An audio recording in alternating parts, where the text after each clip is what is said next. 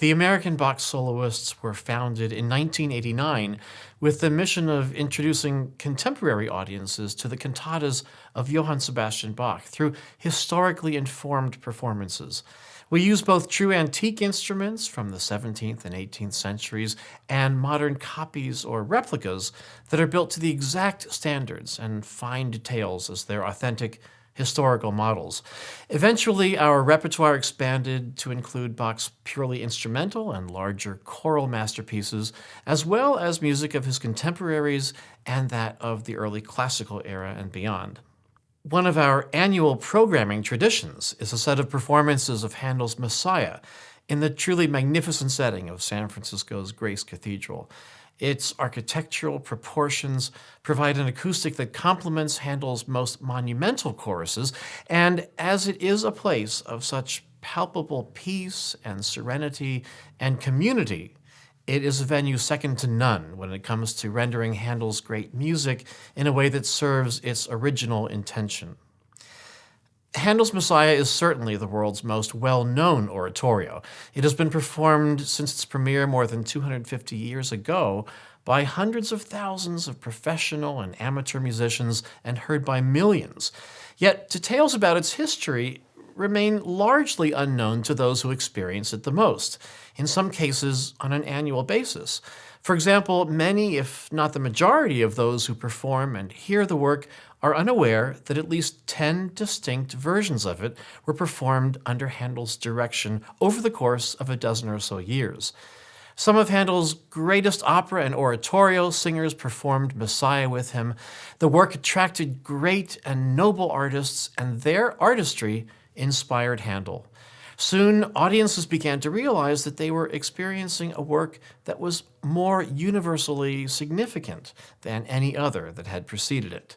Following Handel's composition of Messiah in 1741, nearly a dozen different casts and configurations of vocal soloists were employed by the composer during the first decade or so of what would become a never-ending history of performances worldwide. In each case, and for the remaining years of Handel's life, he made revisions to his score in order to best utilize the particular talents of the solo singers he had on hand.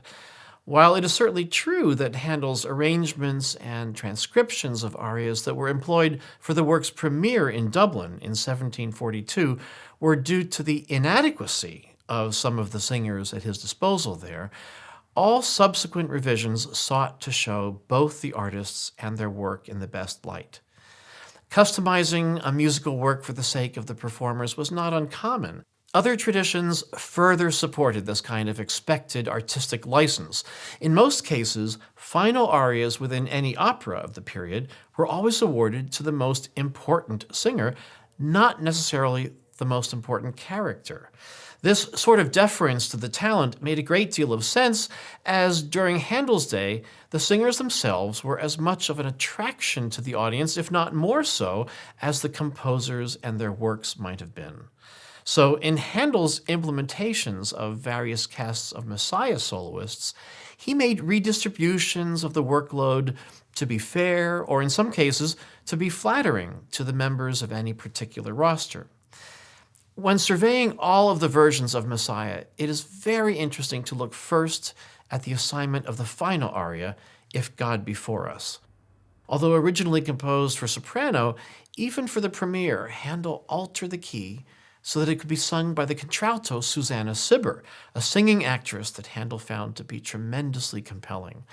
Over the next few years, he continued to assign that status aria to her until 1749, the year before the first performance of Messiah as a charity event for London's Foundling Hospital. In this case, it was awarded to a treble, or boy soprano, perhaps as a prescient indication of discussions that were underway to bring the oratorio into that venue, a home for abandoned or orphaned children. London's Foundling Hospital, a home, as was written, for the maintenance and education of exposed and deserted young children, was established in 1739 in the Bloomsbury area of London. Its founder, Thomas Coram, was a sea captain and had spent a number of his early years in the American colonies.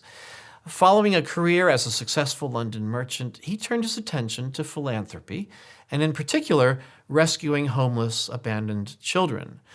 At that time, charity and philanthropy had become not only critically essential to the survival of Londoners as a whole, but it had also gained an oddly self-serving functionality as part of the fantastic expansion of London and the greater English Empire. During most of the 1700s, Londoners were subjected to dreadful pollution and reprehensibly unsanitary conditions and mostly unbridled crime. Many of those poor conditions were the result of the preponderance of manufacturing industries within London's commercial organism. About a third of London's population were employed by manufacturing ventures, and the resulting pollution had literally turned the Thames River into a sewer. Still, this flourishing business culture helped increase overseas trade at least threefold during the century, and the spoils were global political power and domestic wealth. But the victims of all of this were the children.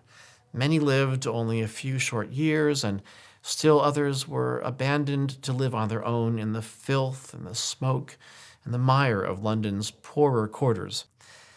In the face of such undeniable misery, the wealthy could hardly turn a blind eye. During an era of destitution, depravity, and victimization, the beliefs of the latitudinarian branch of the Church of England were timely assertions that benevolent and charitable deeds, rather than, or at least in addition to the formalities of church worship, were essential to the quality of the moral state of the individual. Only by engaging in acts of compassion and by the establishment of a supporting relationship with the less fortunate could their plights and their suffering and the terrible waste of human life be acceptably mitigated and tolerated. Thus, charity became fashionable. To have a bleeding heart was especially in vogue among London's upper-class women. Their ever-increasing opportunities to fashion socially relevant activities led quite naturally to their involvement in charities, which in turn substantiated their refinement and their respectability and their moral rank. William Hogarth, the great English painter, satirist, and cartoonist, called this transformative time a golden age of English philanthropy, and one of the greatest results of it was the Foundling Hospital. In 18th century London, the term hospital was applied to institutions for the physically or mentally ill, and to organizations that, through hospitality, supported particular factions of London's population, including sailors, refugees, debtors, penitent prostitutes, and destitute children. To a great degree, the efforts of Coram, assisted by Hogarth and Handel, firmly established the Foundling Hospital as one of England's most long-lived and admirable benevolent institutions. Even before the buildings were completed, a process that took 10 years from 1742 to 1752, children were first admitted to temporary housing in March of 1741. No questions were asked, but overcrowding quickly led to the establishment of rules for acceptance. The requirement that children be aged no more than 2 months was eventually relaxed by the House of Commons some years later in 1756, so that children up to 12 months would be accepted. During the next few years, more than 15,000 infants were left at its doors. Even within the hospital, though, more than 2/3 of them would not survive long enough to be apprenticed during their teenage years. In the same year that the Foundling Hospital accepted its first charges, Handel composed Messiah. Charles Jennens, the librettist for Messiah, had probably made the suggestion to Handel that the premiere of the work might take place in Dublin as a charity event. The previous decade or so had been quite unpleasant for Handel. He had begun to suffer financial difficulties, and by the 1730s his professional life was simply unraveling. He was nearly bankrupt and had fallen very much out of the critical favor of the aristocratic public for whom he had composed his Italian operas. They were expensive to produce and not accessible enough anymore for his changing audiences. But in fact, Handel himself was the object of what must have felt like brutal betrayal by his patrons and his audience, and even his musicians. For the first half of his life, Handel had led a charmed existence. He seems to have waltzed into one happy situation after another, in which he enjoyed the patronage of royalty and the aristocracy and the culture-seeking population at large. He was unexaggeratedly a national hero, despite his non-domestic origins. He had lived in extravagant estates, kept the most celebrated artists, writers, and musicians in his closest circles, and profited from the tremendous favor that was bestowed upon him by an entire empire. His unprecedented success was so irreproachable that he was, without a doubt, completely unprepared for what amounted to a staggering fall from grace as the aesthetics and tastes of society took its downturn. But what emerged in 1741 and 42 was a work that would transcend the boundaries of musical forms and subject matters and social and cultural expectations, and eventually the bitterness of his rivals. And it would restore the great Mr. Handel, as he was called, to the revered status that he'd enjoyed decades before. The first performance of Messiah took place on April 13th, 1742, in Dublin's newest concert hall, which was built by the Charitable Music Society, alternatively named the Great Music Hall on Fishamble Street, or the New Music Hall, or Mr. Neal's Hall, named after William Neal, the music publisher who led the Charitable Music Society. It was a stately building designed by the Dublin architect Richard Castle, featuring 2 rows of boxes and a slanted parterre, really lovely ornamental details, including fluted columns and pilasters on the raised performance platform, and an arched ceiling that created a fine acoustic. Mirrors were also incorporated into the trimmings so that Dublin's finest could view themselves approvingly. The hall had opened only a few weeks before Handel arrived to present his season of concerts. The premiere of Messiah was a tremendous success. The review that appeared in Faulkner's Dublin Journal proclaimed, "Words are wanting to express the exquisite delight it afforded to the admiring crowded audience. The sublime, the grand, and the tender adapted to the most elevated, majestic, and moving words conspired to transport and charm the ravished heart and ear." Performances in subsequent years took place in London, but those were met with less enthusiastic receptions. Messiah had blurred the distinctions between opera, oratorio, passion, and cantata, and perhaps some Londoners found this to be a fundamental fault. So it is fascinating to note that when the function of Messiah was returned to that of a work presented for the benefit of charities, and when the venue became an ecclesiastical structure rather than a theater, the oratorio took hold of its permanent place in the hearts of audiences then in London and now throughout the world. For at least 1 year before the first Foundling Hospital performance of Messiah in 1750, Handel was involved with that charity, probably drawn to it through his associations with Hogarth and the music publisher John Walsh, who had been elected a governor in 1748.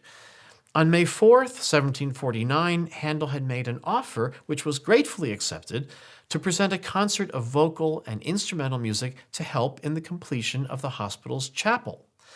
The hospital reciprocated with an invitation to Handel, which he initially declined to be one of its governors. On May 27th, Handel directed a performance in the unfinished chapel of excerpts from his fireworks music, the oratorio Solomon, and the newly composed Foundling Hospital anthem called "Blessed Are They That Considereth the Poor and Needy." Incidentally, the Foundling Hospital anthem would be Handel's last work of English church music. The Hallelujah Chorus from Messiah was the final work on the program, a premonition of what was in store for the following year. Nearly 1 year later, on May 1st, 1750, Handel performed Messiah in the still not quite finished chapel. That day marked what could be seen as the most significant day in Handel's career. The benefit concert's success was extraordinary. More than 1,000 people crowded into the space, and more were turned away.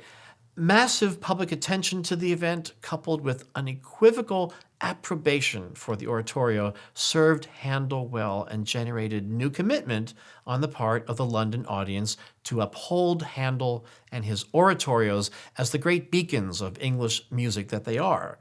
He became a governor of the hospital, and since more than £1,000 had been raised by his performances, the fee required of governors was waived. Due to the overcrowded conditions on May 1st, a second performance was offered on May 15th that resulted in the first documentation of an entire audience standing for the Hallelujah Chorus.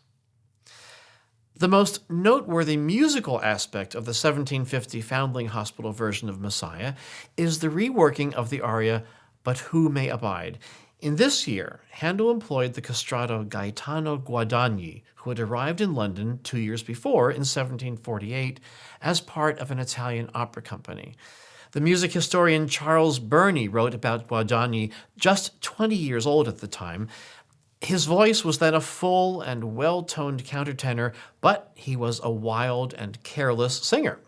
However, the excellence of his voice attracted the notice of Handel, who assigned him the parts in his oratorios of the Messiah and Samson, which had been originally composed for Mrs. Cibber. Handel composed a new middle section of the aria, taking advantage of Guadagni's bravura vocal technique as well as his apparently considerable low notes. 2 other arias were also reworked for Guadagni, "Thou Art Gone Up on High" and "How Beautiful Are the Feet." But recent research seems to indicate that the alto arrangement of "How Beautiful Are the Feet" was only an afterthought. For May 1st, in 1750, Handel had 7 soloists: female soprano, boy treble, female contralto, male castrato, countertenor, tenor, and bass. But 2 weeks later, on May 15th, when the work was offered for a second time, especially to those who were turned away a fortnight before, the soprano must have fallen ill. Emergency reassignments were put in place, and the alto arrangement of "How Beautiful Are the Feet" was one of them. In all fairness, however, it might have been that Handel was so pleased with Guadagni's singing that he took that opportunity to give the singer another one of the oratorio's gem arias.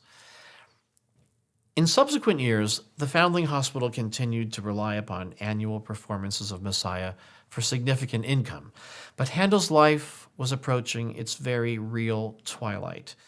The great colleague whom Handel never met, Johann Sebastian Bach, had undergone 2 operations on his eyes, both unsuccessful, the second of which led within months to Bach's death in 1750. By the next year, Handel's own eyesight was deteriorating rapidly, and by March of 1751, he was blind in one eye, but nevertheless directed 2 performances of Messiah in the still unfinished chapel, and even played voluntaries on the organ. 1752 brought more performances of Messiah, still under the composer's direction, but his eyesight continued to deteriorate despite various treatments and an operation.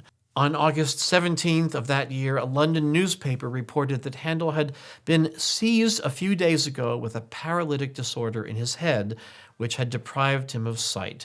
And in March of 1753, Handel's dear and longtime friend, Lady Susan Shaftesbury, reported that at a performance, it was such a melancholy pleasure as drew tears of sorrow to see the great, though unhappy Handel, dejected, wan and dark, sitting by, not playing on the harpsichord, and to think how his light had been spent by being overplied in music's case. Soon, though, the Foundling Hospital Chapel was due for its official opening. Messiah was performed in April 1753 in the Covent Garden Theatre, and 3 days later, the chapel was officially dedicated at a performance of the Foundling Hospital anthem. The last report of any public performance conducted by the blind Handel comes from the May 1st revival of Messiah for the benefit of the hospital. For this performance, the configuration of soloists was somewhat conventional for that era: 1 soprano, 1 alto, 1 tenor, and 1 bass. The celebrated castrato Guadagni returned to London to sing his last performance of Messiah on this occasion, and Handel, although debilitated by blindness, played a voluntary and an organ concerto for the Foundling Hospital audience. Annual performances to benefit the charity continued until his death in 1759 and then beyond, leading to more than 250 years of performances throughout the world, having reached millions upon millions of listeners.